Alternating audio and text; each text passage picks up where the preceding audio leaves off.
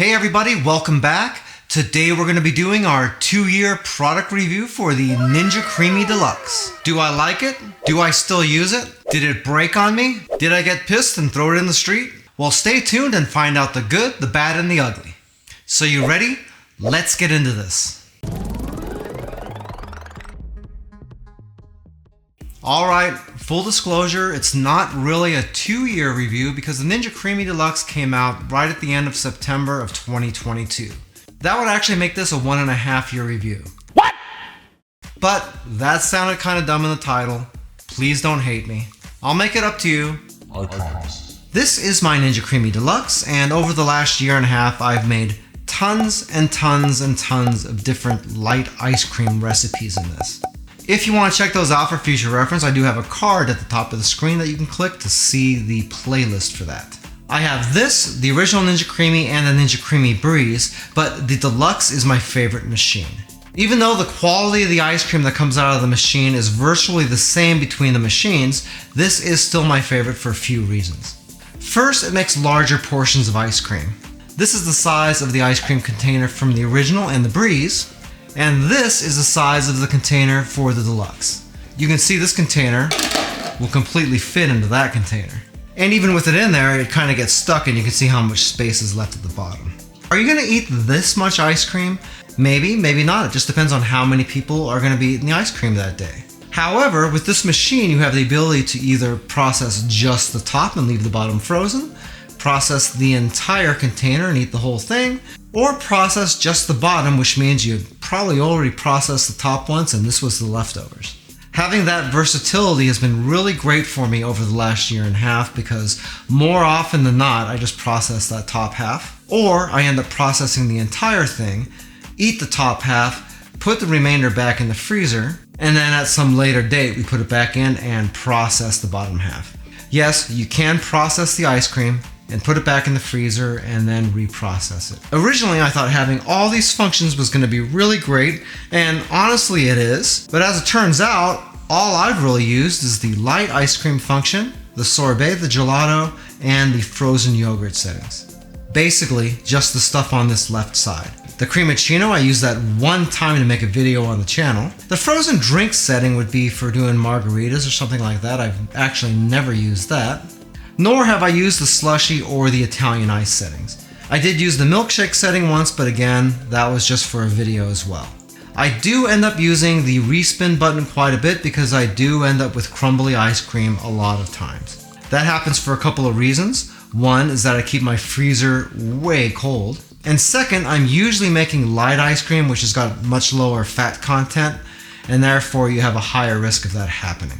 But the respins have always fixed it up. Doesn't take a lot of time to do, so, I don't care. The mix-in feature comes in really handy. And just remember, if you have an ingredient that you want to put into your ice cream that you want it to be chunky inside of it, like chocolate chip ice cream or something like that, then you're going to want to leave the stuff that you want to be chunky out of your ice cream whenever you freeze it. Then whenever your ice cream's frozen, you're going to first process it, then take those chunks, put them in there, and hit the mix-in button, and it's going to slowly churn those things into your ice cream. If you freeze those chunks into your ice cream or you stick them in before you do your initial processing, then those things are going to get annihilated and just mixed right into your ice cream. Probably not the result you want, so you just leave them till the end. And the difference there is that the churn speed on the mix-in is really low, just fast enough to mix it in. Hence the name, mix-in.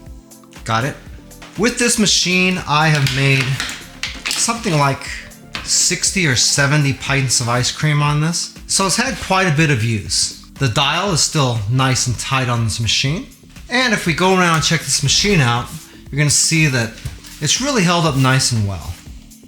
There's absolutely no scratches on this. I haven't had to replace any parts on this machine at all. And if you look down here, not even the base is really scratched up all that much, which you would think would be a lot worse since I'm sliding the plastic container on this over and over and over again. You can see a color difference in the sheen between these areas. That's not the shiny parts wearing off or anything like that. That's the way the machine is supposed to be. Looking up at the spindle here, this is still in perfect shape. The seal up in the top here seems to still be in really good condition. I'm not getting any squeaking sounds or anything when this processes like I've seen some other people online complain about. And you can see all of the teeth on the spindle here look nice and solid. There's nothing getting scratched or frayed or worn down or anything really. It looks brand new.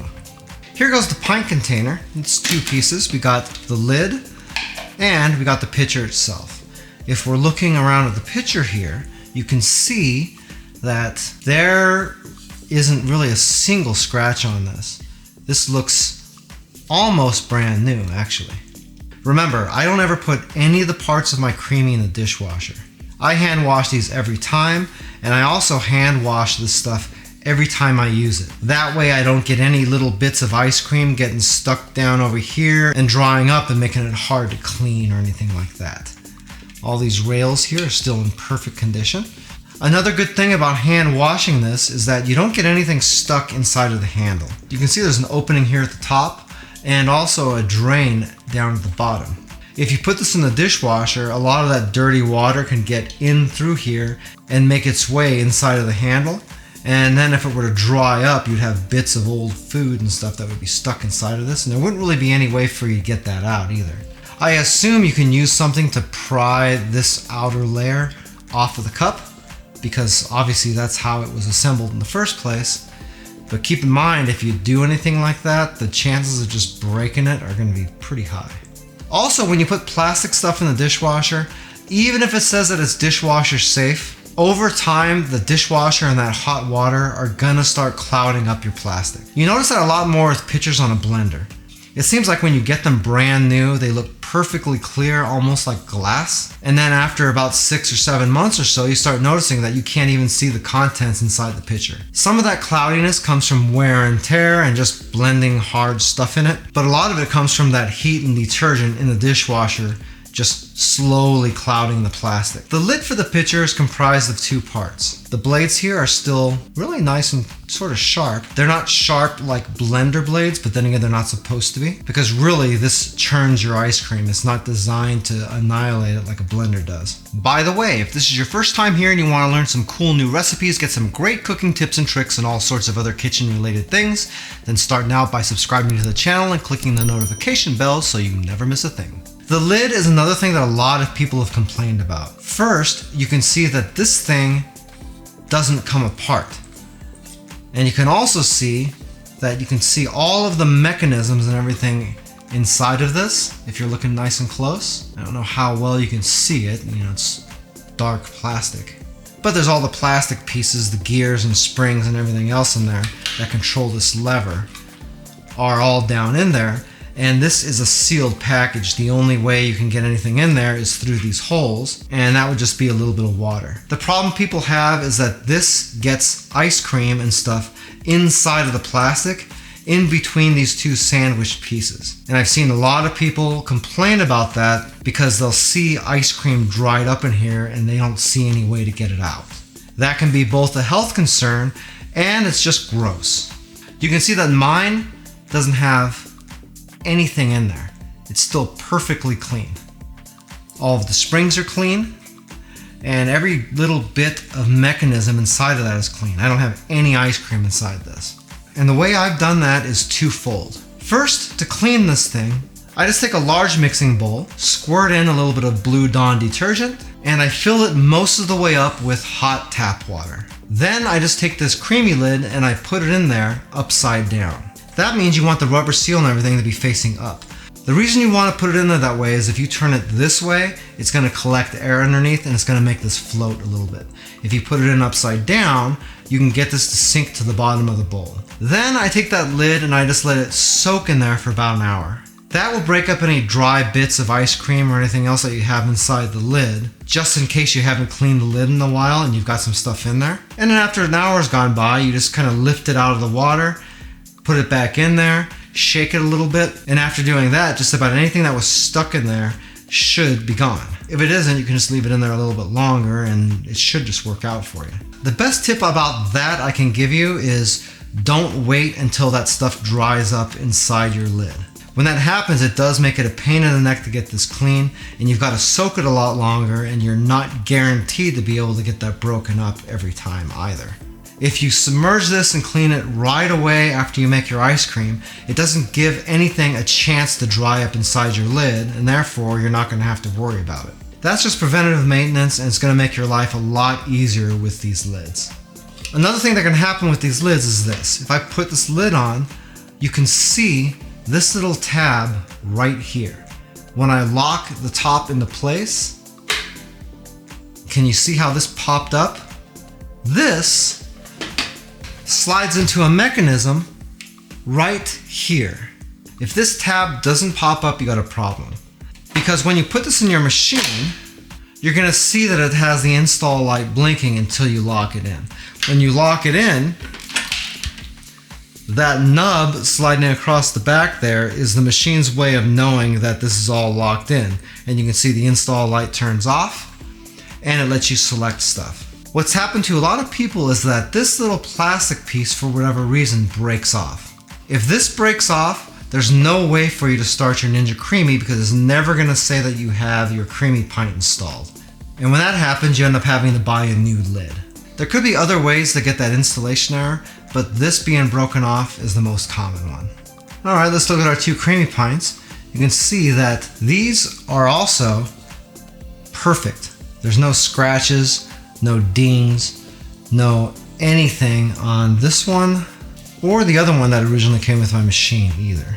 I've seen quite a few people complaining about the blades hitting the inside of the pint and sending plastic into your ice cream or damaging these cups or breaking the machine. You can see that there is quite a bit of clearance here for the blade, and the way this works is this sits inside the lid, and when you process your ice cream, the spindle comes down, and with the spinning force, it keeps this from falling off. And that just travels up and down, right down the middle of the pint. If this touches anywhere while it's processing, it's gonna gash that part of the pint.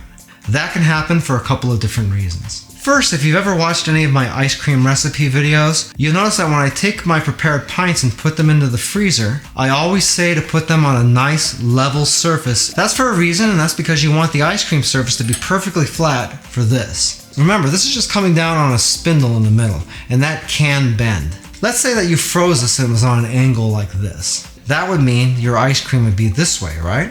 And it would freeze higher up on this side and lower down on this side. Therefore, when you process this after it freezes, the Creami is going to push this way because it's still going to be pushing down. All the pressure is going to be on this side, right?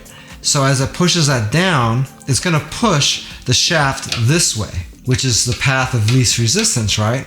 So this side is going to impact the side of your Creami pint over there. And then right here, you're gonna start shaving off plastic into your ice cream. Also, sometimes when you mix your ice cream, you end up with like a bump in the middle or something like that. If it's right in the middle, you don't have too much of a problem, but keep in mind, it can move around like this around a bump. So anytime you're not perfectly flat there, you are introducing a problem for your machine. We could talk all day about how Ninja should design this in a way to where that shaft can't bend, but at the end of the day, if you just freeze your stuff level, that is no longer a problem. Also, if those are on an angle, you run the risk of this popping off that spindle also.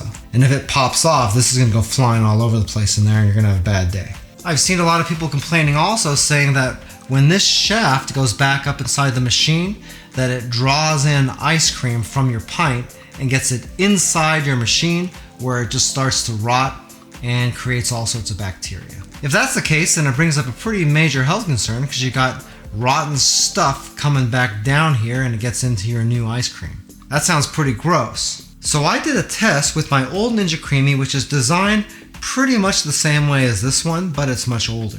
I took that thing apart and inspected the rod and all the inner workings of the machine to find out once and for all if anything was getting in there and splattering around inside the machine. What I found that was, as far as I could see, there was no residue, there was no old bits of splattered ice cream, there was nothing going on inside that machine that would lead me to believe that anything is spilt in there or had gotten up in there. Remember, there's a thick rubber seal around the shaft to prevent that from happening. And I would imagine that, of course, that could fail at some point in the future, and if it did, then you probably would get stuff up in there. But in my particular case, that hasn't happened, and I don't know really when it would happen. That's something that's kind of hard to say, and I can't really knock it if I don't see it. So at least on my particular machine, that wasn't an issue. So given everything I said, this Ninja Creami Deluxe has been really solid for me. I haven't had any problems with my lid, and I haven't had any problem with food getting stuck inside this lid either. But remember, I clean this immediately after I get done making my ice cream too, so there's no opportunity for that to happen.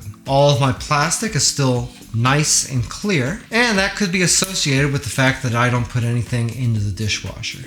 I think the Ninja Creami Deluxe really is a great ice cream maker. And if you use some of the tips from this video, you might be able to extend the life and avoid some of the problems that other people have reported having. With any luck, you'll be able to keep that Ninja Creami working well until Ninja Kitchen decides to release one with some really transformative features for you to buy. If you'd like a little bit more information about the Ninja Creami Deluxe that I used in this video, I do have an Amazon affiliate link to it down in the description of the video. If you buy anything through those links, I do make a small commission, but it doesn't change the price that you pay 1 cent. If you like this video, you might like this video right here where I took apart one of my old Ninja Creamis just to find out how much, if any, ice cream gets up inside your machine during processing. That was pretty interesting and an answer to a question that I've seen an awful lot of people ask about on the internet. Well, that's it for now. I hope to see you back again here really soon, and until that time, I'm Joe, and I hope you have a phenomenal day. Take it easy.